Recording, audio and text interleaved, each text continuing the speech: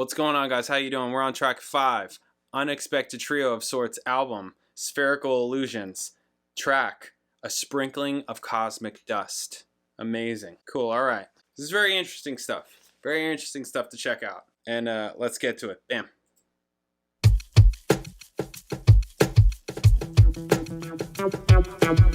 There. Oh.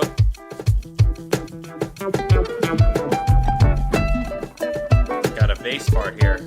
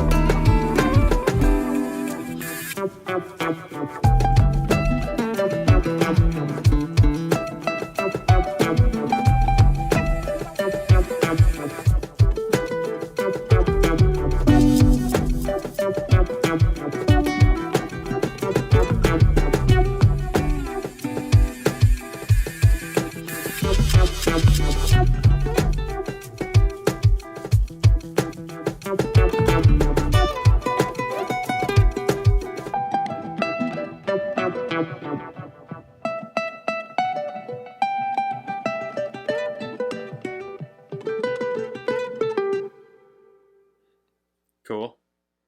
All right. So the interesting thing to me about this is that, you know, you've got your parts, you've got your sections, and I'm thinking about like the writing and the production aspect of all this. They probably have some kind of chordal pattern, you know, some kind of harmony that they're working with, right? I mean, for this one, it's a little bit easier. You got like this bass part, right?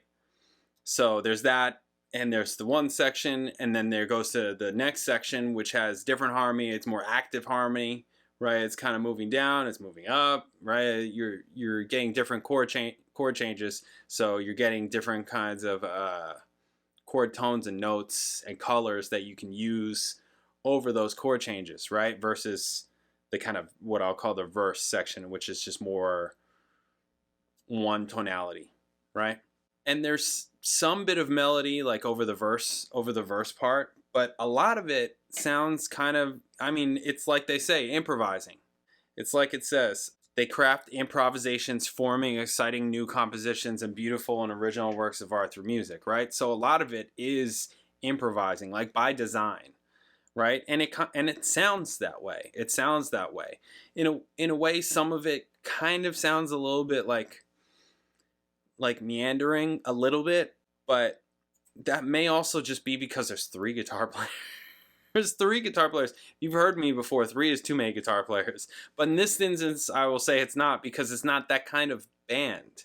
It's specifically a guitar trio band, right? Like, that's the band. It's guitar trio, right? There's no other members. They're okay. They have like a backing drums or whatever that they're using here, but it's like things are like, that's the thing that's interesting about it, is that things are coming in and out. Even with that being said, this is what I'm trying to get to. Even with all that being said, the recordings are interesting because things are kind of moving in and out. Parts are coming in and out. There's enough like kind of ear candy to keep you around, because it just makes you wonder what's going to happen next. What's going to happen next? Where are they going to go next?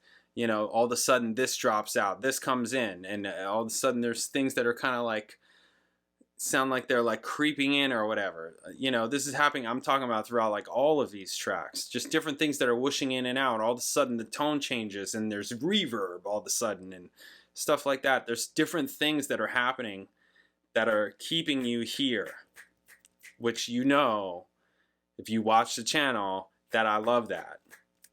That's really important. That's really important. Things that keep you here, because that keeps you engaged, that keeps you interested, that keeps you from turning off, right? So even though I'm sure that there's many of you who, again, like I said in a previous video, you just hear it, oh, that's country, I'm turning it off, you know, because you're just shut off to that. Kind of like on the first track, I was like, oh, here come the smooth jazz talk. Here comes the smooth jazz talk. All right, here. Even the videos that I did of the gig that I did in California, I put up 2 videos. And on the first one, they're like, sounds like, you know, this is a little bit too smooth jazz for me. And I'm like, I mean, it's not smooth jazz, but I hear what you're saying. I kind of hear what you're saying. I mean, it's essentially background music.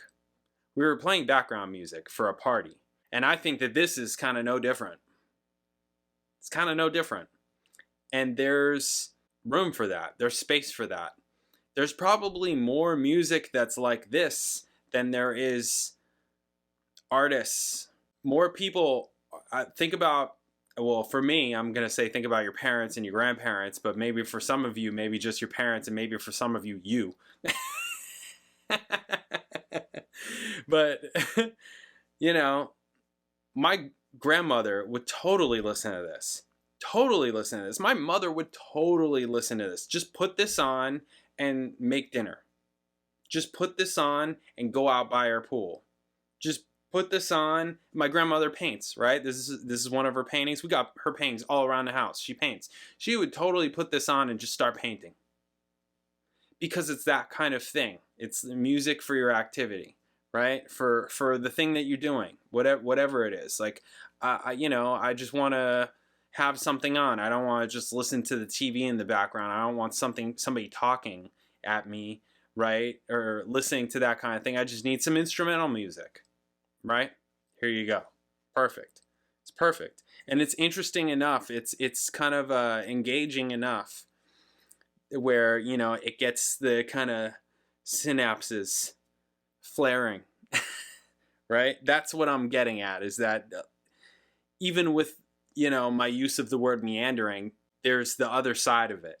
It's still really interesting, even with that element that I can see you can kind of pull out from it, right? So overall, this is very interesting. Yeah, this is very interesting to hear. I mean, for me personally, I do like the tracks that have more like melodic kind of content direction, right? More melodic direction, because I like that. I just kind of like that thing. But at the same time, it's interesting to hear, to understand what they're doing and how they're doing it. So in that way, you know, I appreciate it. I think it's cool. Okay, all right. Next track we're doing is Moonlit Madness. I'll catch you guys then.